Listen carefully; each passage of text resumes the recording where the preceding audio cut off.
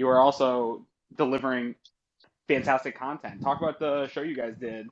I know Greg was on, and for anyone after this, if they still are looking for some more Bills talk, what were you up to?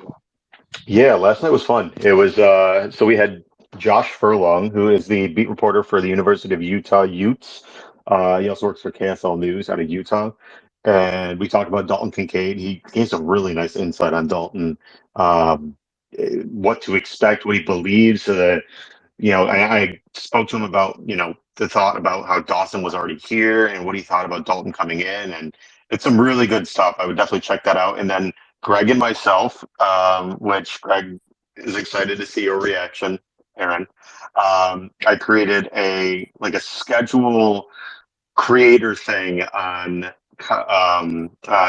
Canva, and boy, was it not nice looking, but it worked. And we went through a mock schedule last night, literally the whole thing, dates, times, everything. It was fun. It was a really good time. We got into the weeds of it all, and I'll say this: the home opener, if you watch the show, is spicy.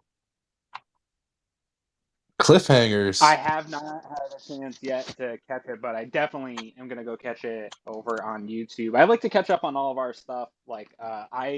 I think I've mentioned it here to Joe. Joe, he's always slamming weights in the gym, and I probably work out like my story in my life is like just barely getting by, doing enough just to qualify for whatever it is. So I like ride the bike at a medium pace and just watch Cover One content. So I'll probably be doing that this afternoon just to trick my Apple Watch into saying that I worked out, if that makes sense. So I'll be doing that while Joe's slamming weights in the background. So Chris, remind last time we talked, we only were talking round one pick and Kincaid, and we were heading into day two, had no idea what the Bills were going to be doing. So we haven't talked about the rest of the draft here. I know you were sitting in the backdrop on Cover One Buffalo here when we were talking about some stuff with Joe Marino this week, but you didn't get to share your thoughts. So I haven't talked to you since, man. How are you feeling about all the additions, not just in the draft? Now we got some free agent additions too, being rounding out this roster. Isn't it kind of funny? We have this huge period of pre-draft stuff that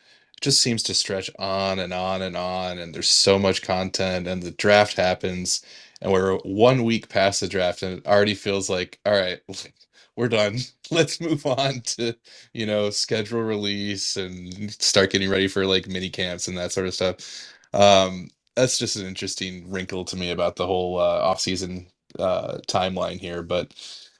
As to the Bills picks, yeah, we talked about Kincaid. That was really interesting, unexpected pick.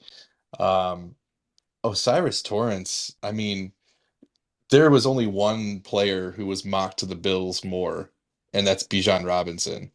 And we're talking about the first round. We ended up getting him in the second round. I mean, he must have just been standing out on their board, like head and shoulders above anyone else who was still available there. It's a really interesting pick. Consensus best guard in the class. Just a big, strong dude. I'm really curious to see to what extent he's on the field this year. Like if he's a day one starter, or if they work him in, or how all of that plays out. Um, I was really intrigued by the fact that the Bills had two shots at Drew Sanders and Trenton Simpson, and they passed twice. So for all of the talk leading up to the draft about they've got to get one of these top three linebackers, they've got to get one of these top three linebackers, they were like, we're good. We Well, I'm gonna take that as a win for me in that my whole draft thing was Jack Campbell or bust. Like I was never in on any of those other linebackers. That felt like too big of projects when you already have projects in the building. Yeah, I mean, but there were people who were mocking, either of those guys in the first Sure. round. I Yeah, mean, yeah. Trenton Simpson early in the process, and then late in the process, you saw people mocking Drew Sanders to the Bills in the first round. And both of those Yeah. guys were still on the board at 59. And I think Bean tried to tell us how confident they were in the building. We just didn't listen to him. yeah, like we often do, you're right. I mean, just like with Right. the Kincaid pick. I mean, and Joe Marino got into this, Sure. on your show earlier this week, how, Brandon Beane was saying all along they were looking to add a weapon, and we kept hearing slot wide receiver. And I mean, he probably was looking at those guys that went in picks Yeah, yeah. 21 through 24 or whatever it was. But the Kincaid being there, I don't think we were really thinking about him as part of that group with JSN and Flowers, Yeah. and so yeah, it's really intriguing. It's really intriguing what they did. What one thing you had mentioned here when you're talking about Torrance, and that kind of triggered something to me that I've been struggling with, sort of different positions and how we view football. And this kind of drifts into maybe some more like overall football philosophy. But you talked about him being the best guard in the class, and then you see him slipping into the second round.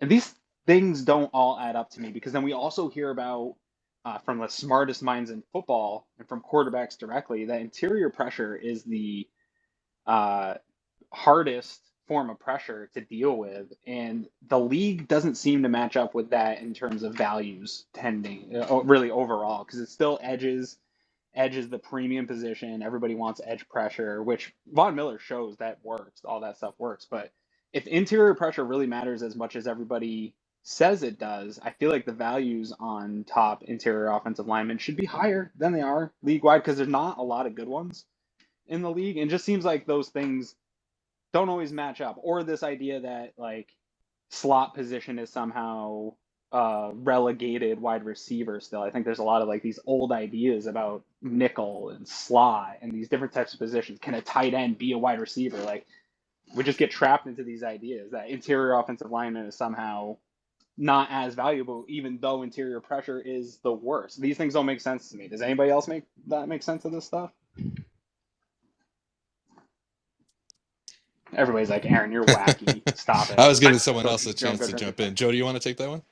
Yeah, I mean, I definitely agree with that. I mean, when the trend shows that interior pressure is significant, you would think that more teams would attack it. But I also think it's harder to attack it than finding a DN, because when you're running on the interior, I mean, there's just more chances for different types of blocking that you have to face. And I mean, like we saw it with plenty of college prospects that have gone to the Bills in the past, where okay, these guys look like surefire interior pressure guys, and then they get to the NFL and it's a completely different story.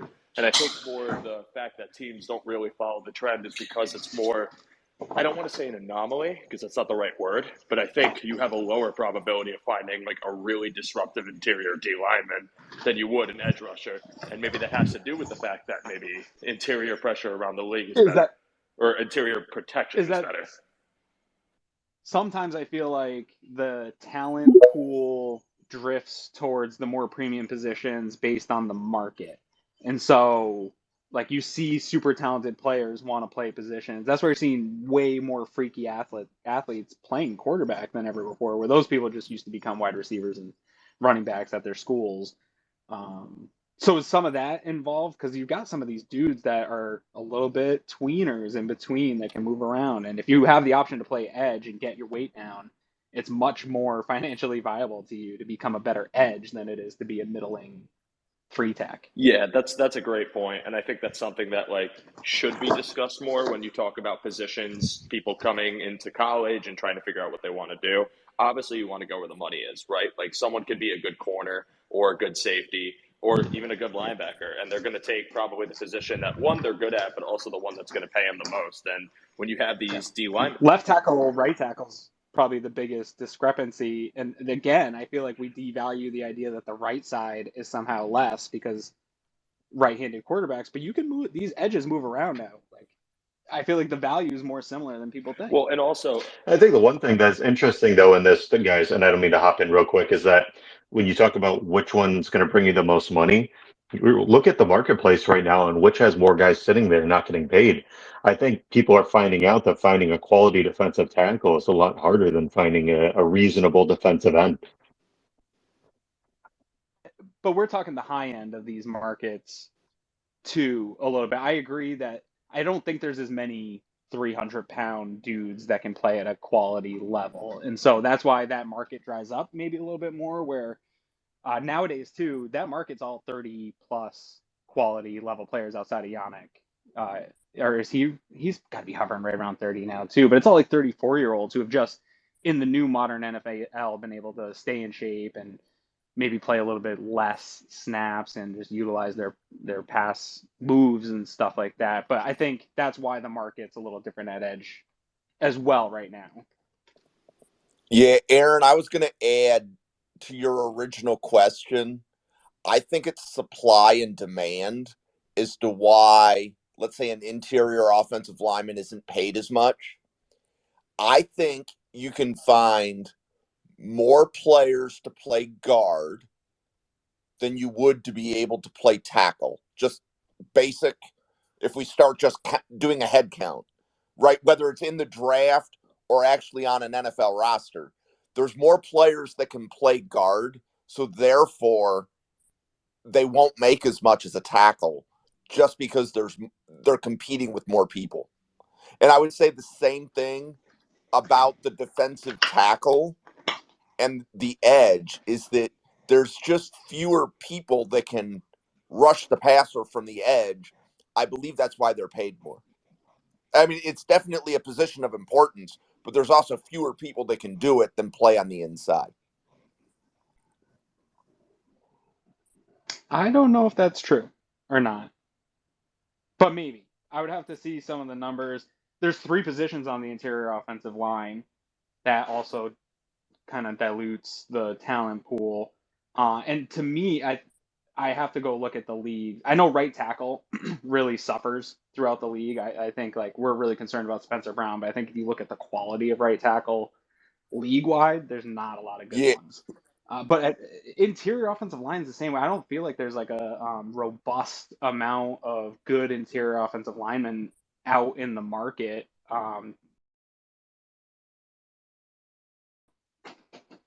I heard it on a podcast this week. Is Spencer Brown the best right tackle in the AFC East? I think you heard that on our that was podcast. that was on Cover with Buffalo. I think Joe said like maybe we kind of Joe and Greg are talking about that, and maybe I don't know that that's good though. I think that part of what's playing into this, and to Jim's point, is that anytime you've got a tackle who, someone who plays tackle in college who maybe doesn't quite have the measurables to play tackle in the NFL, it's like, well, just bump him inside to guard. And, tackles who are already in the NFL but maybe not doing as well as their teams hope they can do, it's like, well, let's try him at guard. It's kind of like, there's this general consensus that guard is like more attainable of a position, I guess. So, Yeah, but does that happen as much as we? I know it happens more than the other way around, but I feel like one, it doesn't happen as often as we think it does. Because we'd say that about every prospect, like, well, if he doesn't work here, let's move him. Well, it's happened. I mean, I'm not saying it was successful, but it happened with Cody Ford, just with the Bills. It happened with Darrell Williams. It happened with Bobby Hart. Like it happens, I think, quite a bit. Yeah, but I do think none of that is successful. I'll add Jason Peters to that. So as his career was winding down, he played guard. And I think, was Larry Brown the offensive tackle for the Cowboys like 10 or 15 years ago? I couldn't say, to be honest with you. So as his career was winding down, this is somebody that was an all-pro left tackle. As his career was winding down, I believe he got kicked back into guard. Well, yeah, nobody's saying you don't need to be more athletic to play on the edge, right? Like, and it's harder to be that type of athleticism. You have to have younger prospects. And so if you have an elite person that was good at playing that position and could do it at an NFL level, it makes sense as they lose athleticism. It's the same idea as I don't think safety's less valuable to defenses in the league, but cornerbacks that age out become safeties because it requires less athletic ability. But in my opinion, and philosophy wise, it doesn't devalue the position. I'd still say safety is more important to the Buffalo Bills style defense than corner is, even though the market will pay Trey White more than it'll pay Jordan Poyer. Just a quick sidebar real quick while Jim Wickens is here. Just wanted to give you props because I know you were managing the Philadelphia Eagles and Greg Tomset's 32 GM mock. And we were, you were picking at 10, I was picking at 7 as the Raiders manager, and we were talking about trades. And you told me the Eagles would only trade up for Jalen Carter. And it turns out that's exactly what happened in the draft, is they traded up one spot, not to the Raiders, but how could you, have picked that? But they traded up to get Jalen Carter, paired him with Jordan Davis on that interior D line, and now the Eagles are looking more and more like the Georgia Bulldogs. But good call. Just wanted to give you some credit for that one. Thank you.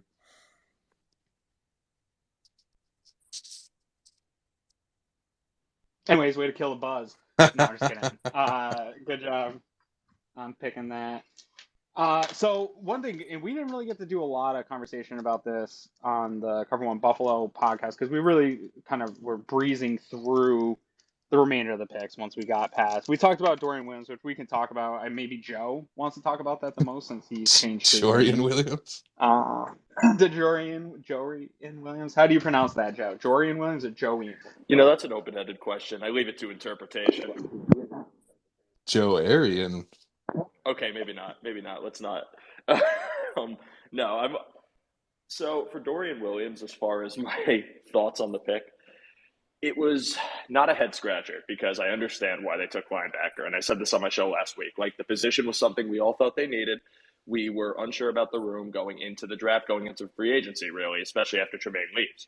So to take Dorian Williams, especially when, you're not going to trade up again to go get Trenton Simpson. He gets poached 2 picks before you. You're not going to trade up for Overshown. He gets poached a pick before you. Sanders goes way earlier, and the Lions take Campbell in the first round. So it's either, are we going to take the swing on this guy who's traditionally more of a weak linebacker, who may not have the Mike traits that we truly want, but maybe we can mold him into that? Or are we going to just pass on linebacker altogether and run with the room we have? I'm glad that they didn't choose the latter option. I do like the idea of Dorian Williams' upside. I think he's athletic. I think he is a high motor guy who runs down the field. I am so out of breath right now. Hang on. High motor guy who can run all across the field, kind of like a human missile. Good tackler, good at pass coverage, which is something I think the Bills really value, especially on, tight ends and wide receivers, whether that's in the slot or over the middle of the field. I've seen the concerns about him shedding blocks, the concerns about his size. But one thing that I was told by multiple people, and I've seen on Twitter, is that when McDermott was manning the defense at Carolina, he had Luke Kuechly, obviously, who doesn't count for the size component, but he also had 2 linebackers he was running that were, I think, 6'1", and Dorian Williams is 6'1". So when you're talking about his size, I think one of the strengths that he was supposed to have when I was reading about him was that he plays above his size. And I think there is potential for him in this Bills defense. And I also think you could be seeing some tweaks to the Bills' overall defense. Not a total scheme change, but maybe some new packages or new looks as well. So I'm a little more encouraged by it now. Size is relative too, right? Like, one thing I learned in my brief time doing scouting academy stuff was, like, wingspan matters. Size is really determined by the amount of field you can take away, right? And so that doesn't have to necessarily show up in height. It can show up in wingspan. It could show up in, like you said, ability to make up ground and cover. I think there's a few Bills players that lack athleticism and the size, and their RAS scores are in the 6s.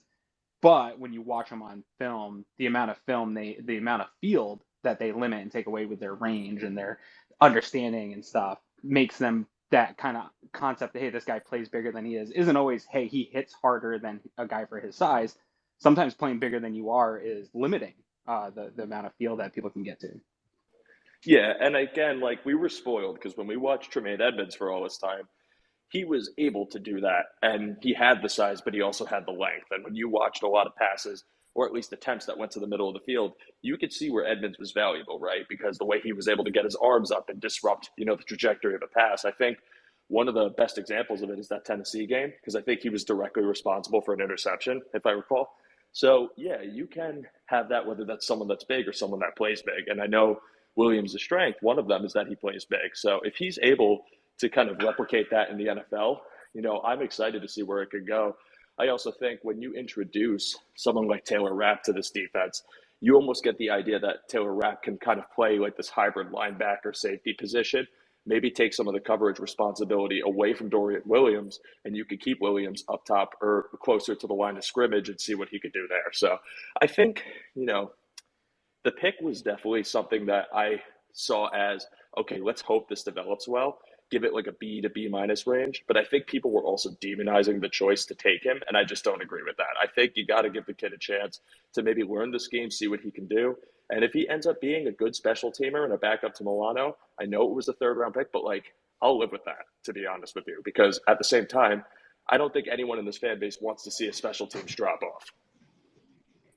Yeah. Milano also frequently has missed time, right? And so this idea that being a backup to Matt Milano is somehow a bad spot to fill, or just having backup linebackers, it's not that long ago, even when they had Tremaine Edmunds and Matt Milano, that they were scraping Darren Lee off of the street, and the fan base was hoping that he could start and potentially live up to the little bit of draft hope that people had on him 6 years earlier. So they've had experience of linebacking rooms really quickly getting the floor bottoming out, right? It was AJ Klein. I remember being on post-game shows with Greg, who was like, "This, I'm done. I cannot watch another football game with AJ Klein. I'm all the way out," before he had that crazy turnaround and started getting a lot of turnovers and sacks.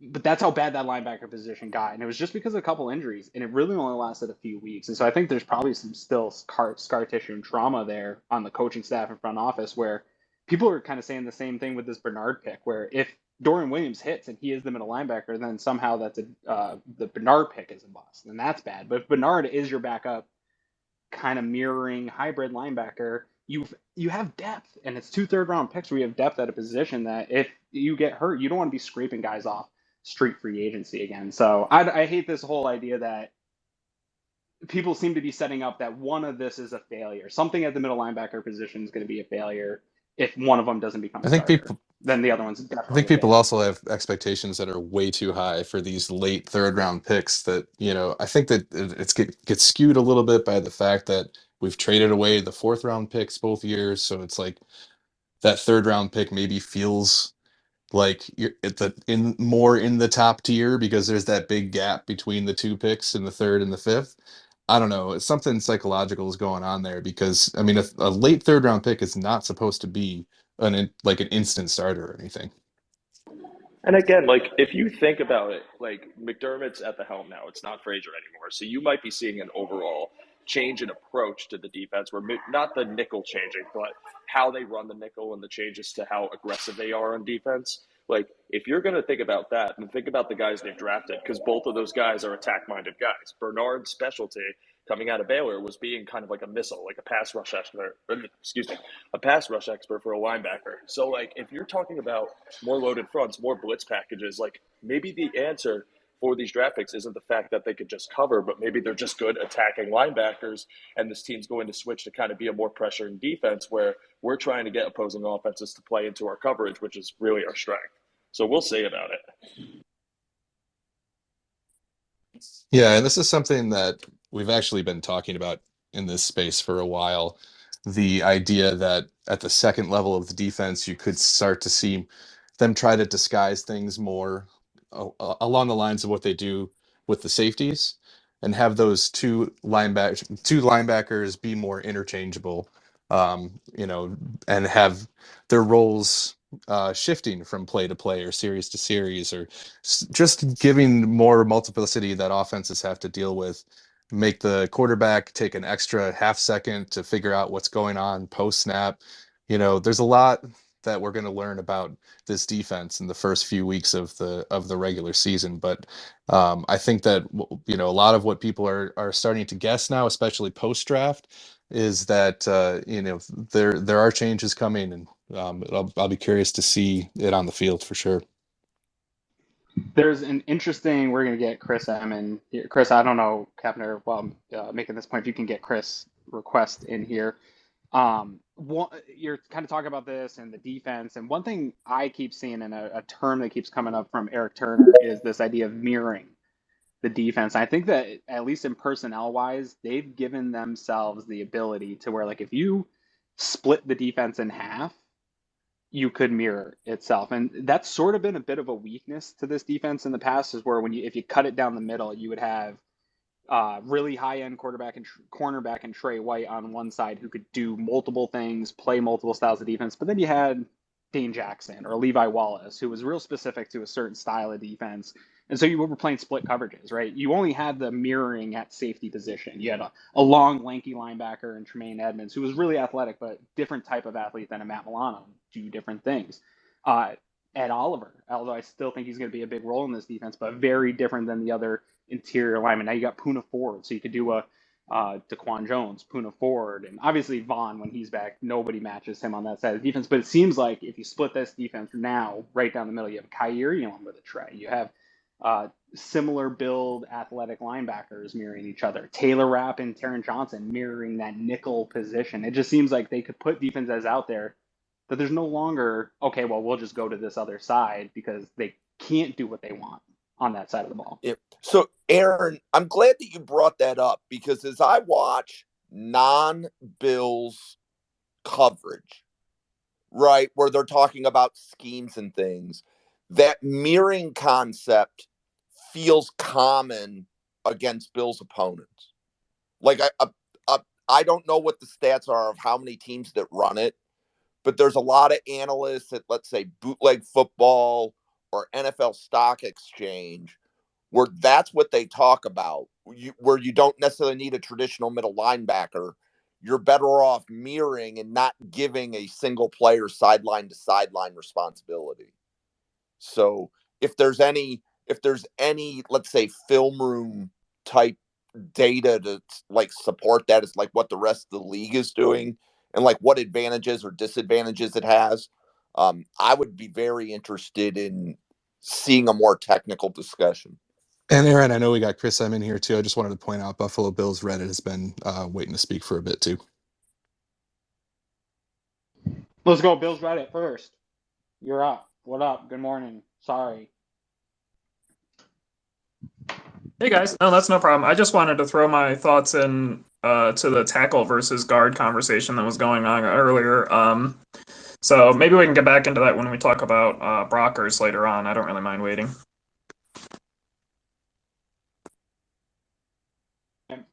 No, man, you got it. Spit it.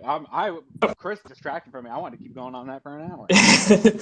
Yeah, so I guess my thoughts on the whole tackle versus guard thing nowadays is two primary things. One being just the scheme specificity that guards can have in the modern NFL. Like if you're a tackle and you're a good tackle, every team is going to want you because you're just doing your thing on the edge. But with guards, especially a guy like Torrence, like you can say he's the top guard prospect this year, and I would agree with you because I love him, but a lot of teams in the league probably didn't even have him on their radar just because of being, 340 pounds and not the fastest guy. So if you're running a scheme that wants your guards moving around a lot, you may have just, scratched him off your list altogether. And also, I think due to the increased mobility of quarterbacks these days, teams might think, well, interior pressure sucks for a passer, but if we get interior pressure, just scramble and get out of there and you can pick up 8 or 10 yards, no problem, and we'll just deal with it next play. So I think those two things really kind of mess with guards in the modern NFL. Obviously I love them, but yeah, those are just my thoughts on that. So, well, that's an interesting point about Torrence, and I think that's, when he was being mocked to the Bills so much early on in the pre-draft process, I feel like a lot of people were saying that he wasn't the best scheme fit, right? He was not one of those Kromer prototypes or where, like smaller, more athletic. So typical archetypes, that's yeah. the word I was looking for. So it'll be interesting to see, how they, how but that that's might where shift. that's where that value, sort of your point, even in the third round here, like there's a weighted scale on some of this. Like, yeah, maybe in the first round that doesn't make sense, but now you're getting here late in second. It's like, oh, geez. Yeah, at some point talent wins out, right? We were having this conversation in the first round a month ago. We'd be real stupid to not figure this out, and I'm glad they do because, like, if I was a Miami fan, one concern I would have had, I think Mike McDaniel is a genius on offense. That concerns me that he has so many talented offensive people. But the fact that he couldn't figure out a way to get Mike Gesicki the ball, like even if something's not necessarily a fit, but the talent is so overwhelming, and you have it in your hands, and your either ego can't allow you to get them involved, or you just can't figure it out, that's a red flag to me. And so like a guy like Torrance sitting there is just too sweet, and you can have that position solidified if you just tweak what your expectation of a player is, right? If they try to make him fit into everything Aaron Kromer wants to do, it's probably going to fail. But if they can tweak to the player, this could really result in a high-end, high-value pick for them. Well, one thing about him is I think they didn't just take him for potential Kromer type pass protection, but he really excels as a run blocker and came from a run heavy offense. So I think the potential for Torrance is, even if he can't start as your true two-way guard right away, you have the potential to have, running plays with him and Brown on the same side of the line. And then you're talking about what could potentially be a really aggressive front, which is something I think they lacked in the running game. But it is not in the traditional way we've seen Kromer like get a Mitch Morse out into space. And I think that was Chris's point, is like, or that's Joe Marino was making the point on our show. Like, he really liked the player early on in the process, but he pulled off because of these fits with Kromer. He knows Kromer real well.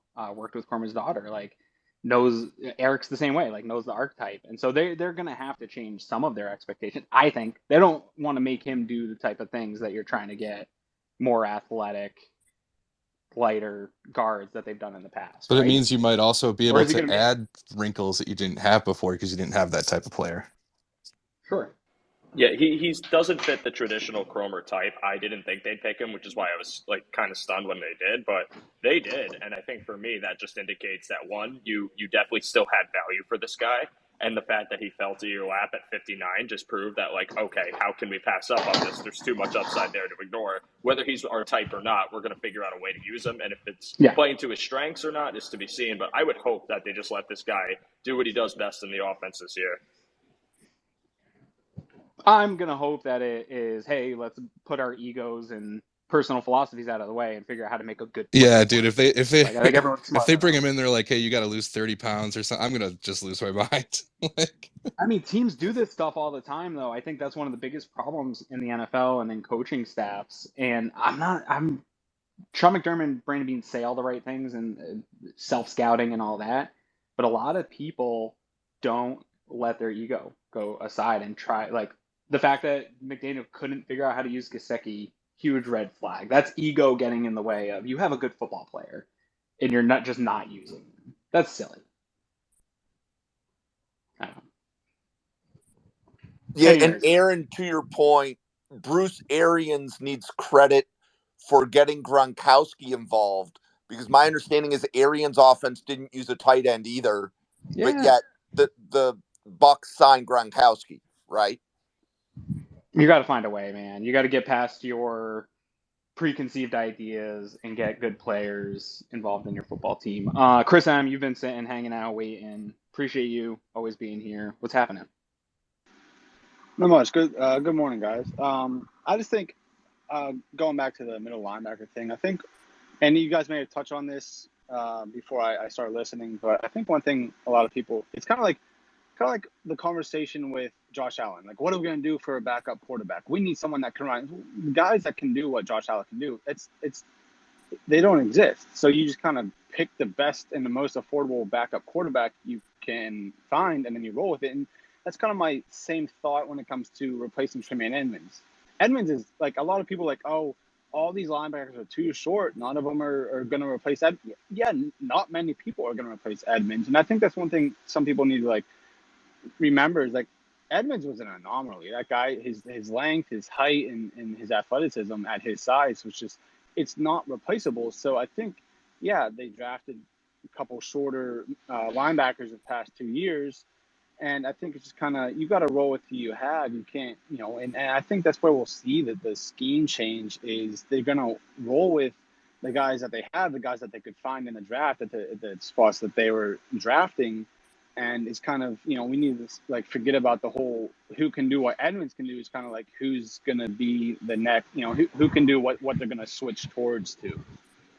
I agree with a lot of what you're saying, although if it wasn't for Detroit going way early on Jack Campbell, Tremaine's not, he is sort of an anomaly. He's on the lower end of the the higher end of percentiles on linebacker, but you had Jack Campbell who size-wise fits that huge size frame for linebacker, but he just didn't Yeah. get there to you. But I think if he was, then the Bills would have preferred to replace the position with similar size. It's easy for Brandon Beane to say in hindsight when you get a guy that is undersized to be like, hey, we don't care about that as much. That was just a Tremaine thing.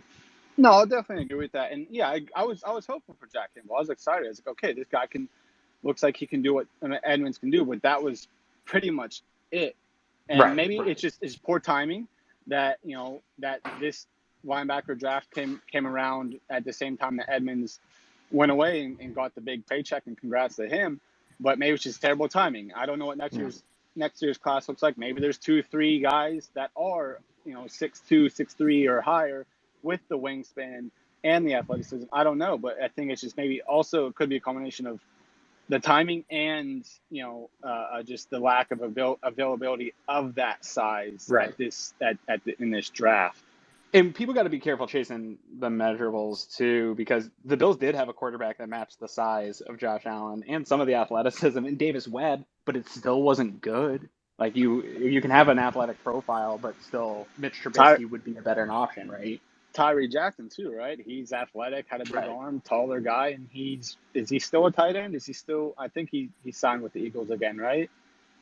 But again, that's at tight end. So I think what you're like, the end of the day, I think we have a lot to. I think we're all looking forward to seeing what McDermott switches towards in the scheme alterations we see this season with the personnel.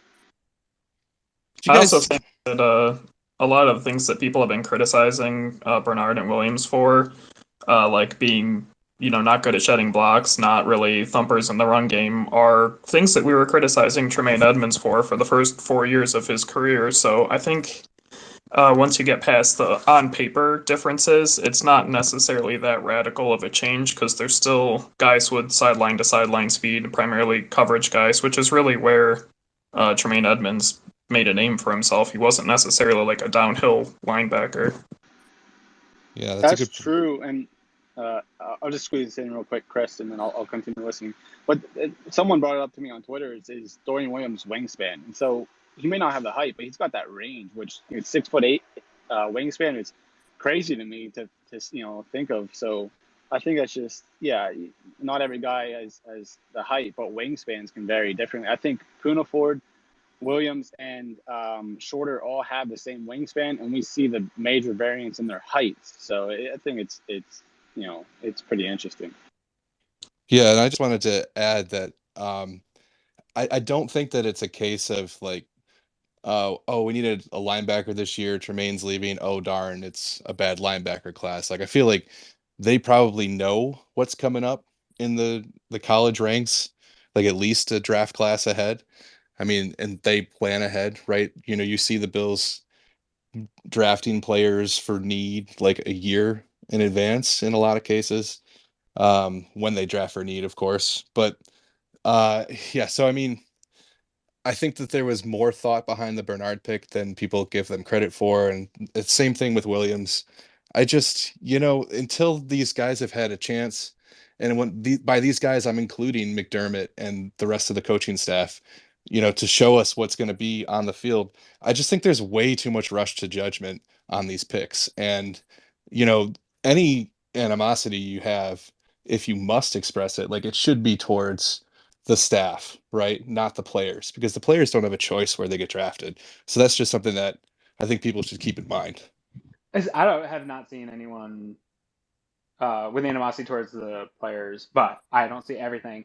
What I will say about the Bernard pick, it's a tough spot where the Bills were at. I think they did have a plan in place for him, but I don't think the plan included losing Tremaine Edmunds. I think that they knew that there was a possibility of losing him, obviously, and probably had contingency plans and things that, hey, we can do this if this happens. But I think the plan for Bernard was to become Milano and allow Milano to play out his contract to where he'd be overpriced and have to move on from there. Instead, Tremaine moves on, you extend Milano, and now you've got this player that was a contingency plan, and maybe you could get it to work out. And I think they had to adapt their plan at the linebacker position. So while they tried to be a year ahead, I do think there was still pressure positionally to get one in the building this year. Yeah, I I mean, think the the only other, thing I'd say there is they didn't sign anybody, right? If there was pressure to get someone to But replace, they were in on David. We know they made an offer to David. He chose to go back.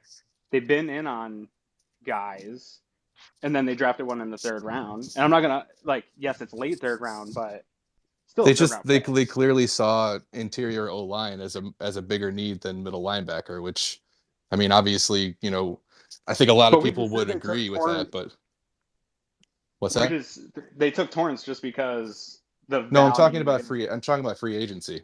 I'm talking about Yeah, but McGovern, Edwards, you know, I don't know that whether we they can. were in on David We or not, can't. like if they felt like it was a real need, they would have signed somebody, whether it was David or one of these other guys that's still hanging out there.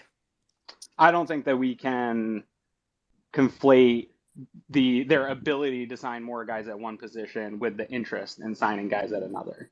Personally, those are things we don't know, and so we're making assumptions that because they were able to get contracts done at one position, not at another, that the interest wasn't equal. I don't know, man. I mean, if you say they're in on David, that's great, but like if they're looking to fill a need at middle linebacker, they're signing somebody. Whether they don't get David, they're gonna make a deal with somebody else. That's what I'm saying. Like your free agency dollars go somewhere. You're trying It's to not the same balance though. comp picks and We're also talking about the interior offensive linemen they got. Well, like some of them have starting experience. We're talking about like borderline journeyman rotational interior offensive line players that we're hoping are matching their ascending spots, and they didn't like grossly overpay for any of this. And we just talked about how undervalued the guard position is in the league. So I don't know. right. I don't know if it all plays. I can't. I'm just saying. I'm sort of agnostic that I can't assume their interest in adding wasn't there in free agency just because they didn't.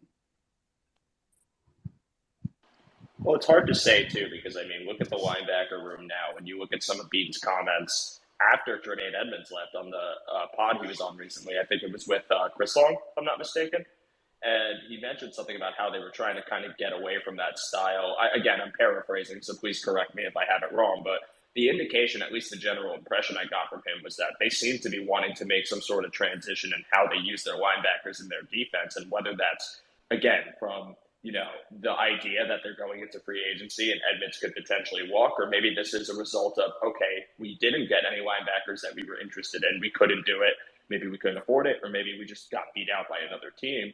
It seems like no matter what, they're kind of indicating that this is going to be kind of the new look for the linebacker room. Like, this is where we want to go with this, and these are the people we want to run it. So, I mean, regardless of how we approached it in free agency or whatever, I do think that I'm fairly confident that you're going to see some new looks this year. I think at this point it's no longer a speculative thing. I'm hanging my hat that they're not just going to sit in the same looks they had last season, and that you're going to see a lot more reliance on Bernard and Williams and Milano and Rapp and all of these guys to kind of come in and try to get creative, because if you don't have that unicorn athlete in Tremaine Edmunds anymore, now let's build one with multiple guys and kind of create this linebacker hive mind where you can have just different looks, different things pre-snap that teams just can't figure out because you're always switching it up. But this could be an optimistic take too. I could be wrong and we could just see more of the same.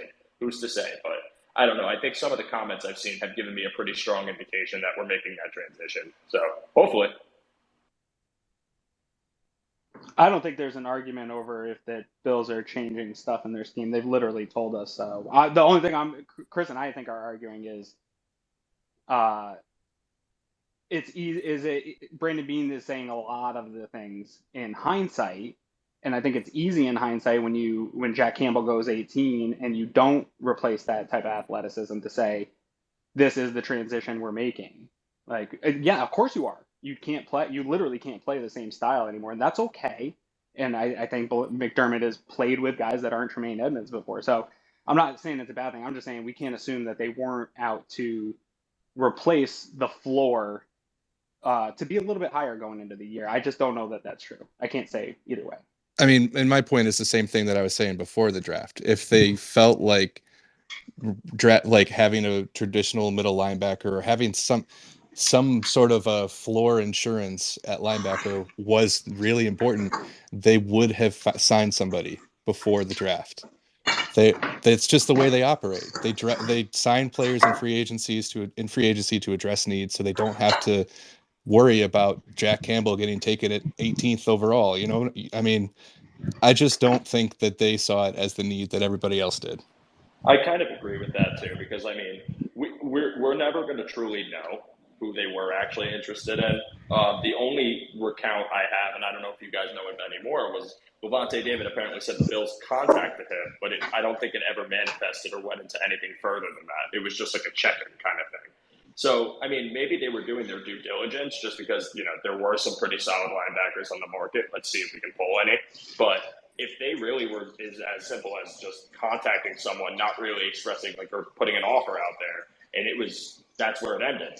Like, I would be inclined to believe that they kind of expected this to happen too, where they maybe just had this plan of like, okay, like we don't really have a lot of cap space. I feel like there are other needs that we can allocate our money to. If linebacker's not going to be the case here, then let's already like plan ahead for what we got to do. Maybe it is, Aaron, like you were forced into making this shift, but you know, being forced into something, like you said, isn't necessarily a bad thing. It could be a great thing for this defense. Maybe in the era of what's going to be probably the most difficult AFC East we've seen in our lifetime, with new offenses that are, you know, only getting better. You bring in Aaron Rodgers to the division. Bill O'Brien's back with the Patriots. Obviously, the Dolphins have a great offensive mind and weapons. Maybe a change in this is exactly what they needed and something that they not only were forced to do, but something they were willing to do. Do you guys think it's possible that this was, like how we said with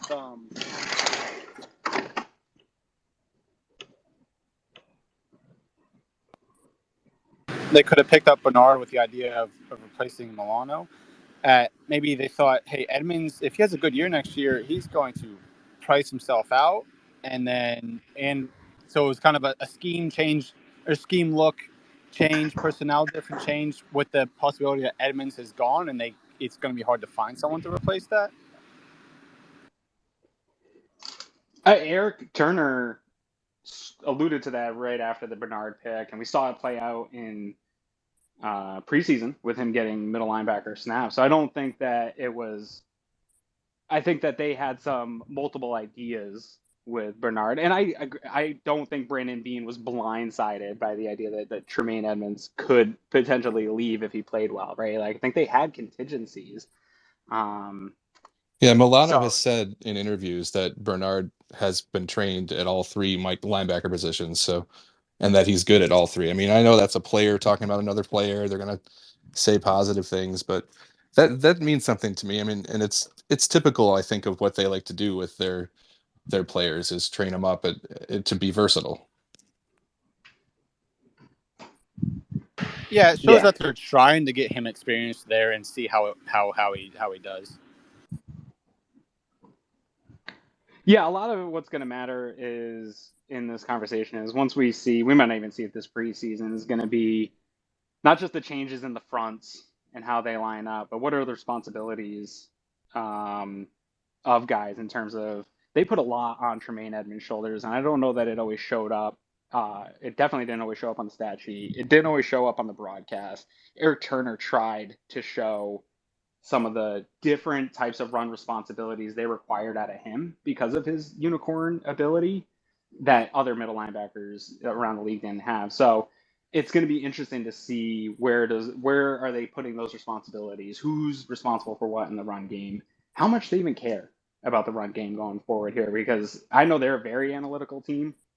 And when I look at a lot of the analytics, teams that don't perform that well against the run doesn't seem to have a huge overall impact on them. I know, Cincinnati was able to run on you. I think it's more situational than it is like having a top 5 run defense. So I'm interested to see how they're scheming this up, because we know, to Joe's point, I don't think it's irresponsible to conclude with all the things that have happened that there's going to be a change. But I want to see the change once the ball's snapped. Where are the responsibilities on the linebacker? Because that's where they can't do the same stuff. Yeah, you were talking about this. I remember during the season last year when people were kind of getting down on the Bills' run defense, and it's in the modern NFL, like, you need to defend the pass first. And if that means trading out I'm not saying that this is who Tremaine Edmunds was. I'm talking generally here.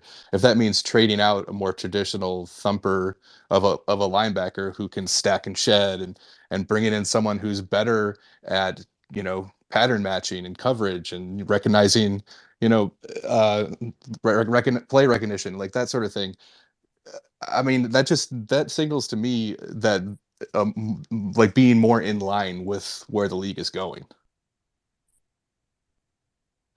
Yeah, and it's kind of cool to see, sort of here as we wrap up, that um, I think the Bills, Brandon Beane, Sean McDermott, they come off like very conservative and tight, but they're actually could be the furthest thing from it. I feel like they're super progressive and trend setting and really set standards league wide. And I keep just seeing that there's this momentum of teams trying to match what the Bills in Kansas City have done for years and playing a lot of nickel defense, a lot of defensive backs, spreading the ball out, getting fast, like passing at high rates, passing on first down, being really trend setting.